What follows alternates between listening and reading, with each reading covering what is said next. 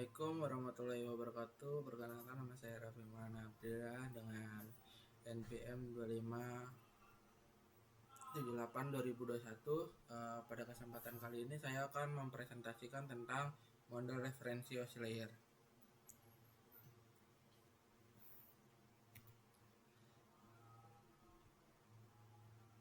Sebelum kita masuk ke teknis, mari kita melakukan pendahuluan yang singkat ini untuk memahami mengapa model ini diciptakan.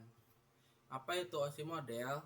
Mungkin Anda bertanya apa sebenarnya OSI model itu? Secara sederhana, OSI adalah kerangka kerja logis yang menstandarisasikan fungsi komunikasi jaringan sebelum tahun 1984. Setiap vendor perangkat memiliki cara komunikasinya sendiri, sehingga seringkali tidak cocok satu sama lain. ISO kemudian menciptakan standar ini semua agar perangkat dari vendor maupun manapun bisa saling berkomunikasi secara lancar. Kemudian ada visualisasi slide 4 yang yaitu arsitektur 7 lapisan OSI. Inilah struktur utama yang akan kita bahas. Model OSI terdiri dari 7 lapisan, mulai dari satu yang paling dekat yaitu physical layer. Yang kedua ada data link, network, transport, kemudian presentation, dan application. Aliran data pada sisi pengirim dimulai dari atas ke bawah, sehingga sisi penerima data dibaca dari bawah ke atas.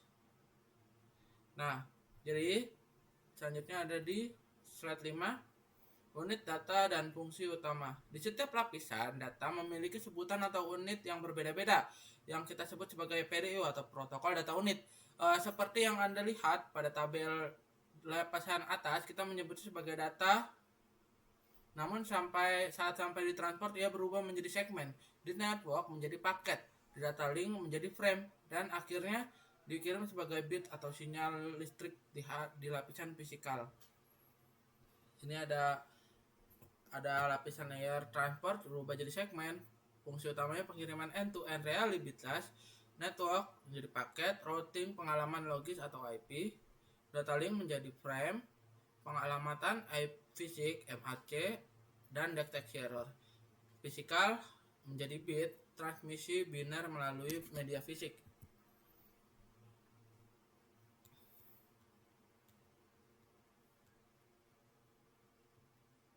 Dan selanjutnya adalah hardware layer. Sekarang mari kita bedah lapisan-lapisan bawah yang sering disebut dengan hardware layer, karena fokusnya adalah pada perpindahan fisik data. Kita mulai dari layer 2 dan 3. Dimulai dari layer 4, transport, yaitu transport layer. Banyak ahli menyebutnya sebagai jantung atau dari model OSI, karena lapisan inilah yang bertanggung jawab memastikan data sampai secara utuh atau reliable.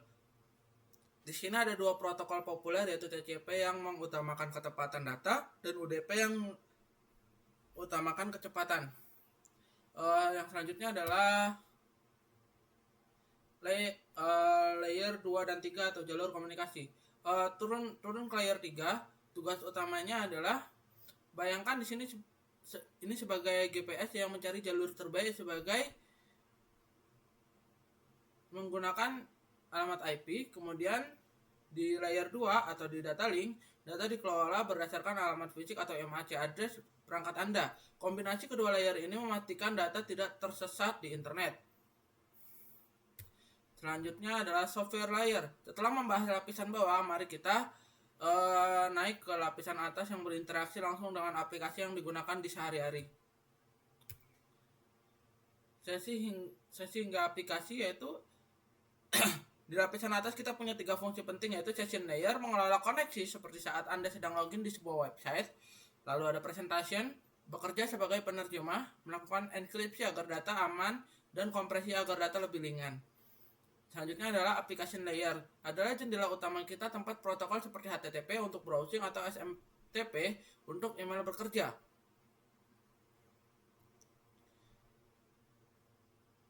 Selanjutnya adalah popularitas protokol per layer.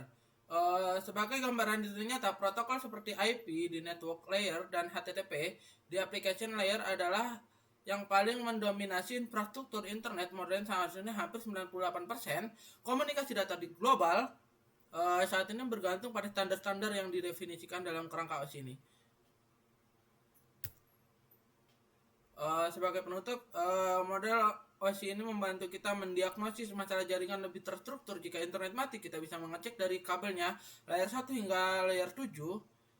Sekian presentasi dari saya. Terima kasih atas perhatiannya. Sekarang saya akhiri. Wassalamualaikum warahmatullahi wabarakatuh.